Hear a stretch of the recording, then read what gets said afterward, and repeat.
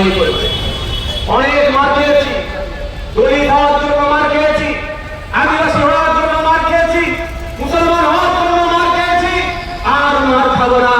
যে মারতে আসলে আইনের প্রশাসনের সহযোগিতা নেবো, ওই মারটাকে আটকাতে যদি প্রশাসন সহযোগিতা না করে আইন না মার খেতে হয়, সেই জন্য রাস্তায় নামবো।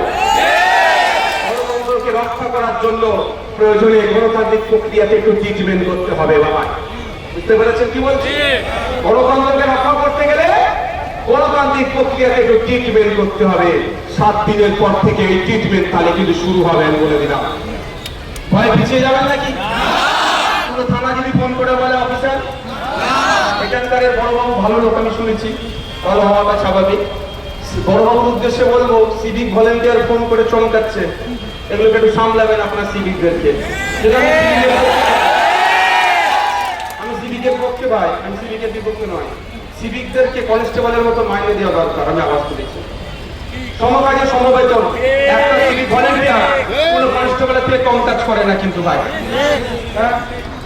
তাহলে মাইনে কেন পাবে না? কিন্তু যে সিভিক যদি মনে করে ধমকাবো চমকাবো, ও তোমার ধমকানে চমকানে রাখো বাবা।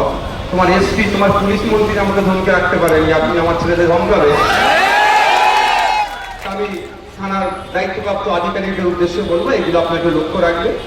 সবার সুবিধা অসুবিধা, আমরা সংবিধান প্রেমী মানুষ, গণতন্ত্রে বিশ্বাসী, সুবিধা অসুবিধা থাকতেই পারে। বলবেন আমাদের নেতৃত্বরা আছে, অফিসার ফোন করবে। একটা সিভিককে দিয়ে চমকাবার যদি চমকায়, আমি তো ভাববো সিভিককে ফোন করছে, এখন আমি ভাববো যাক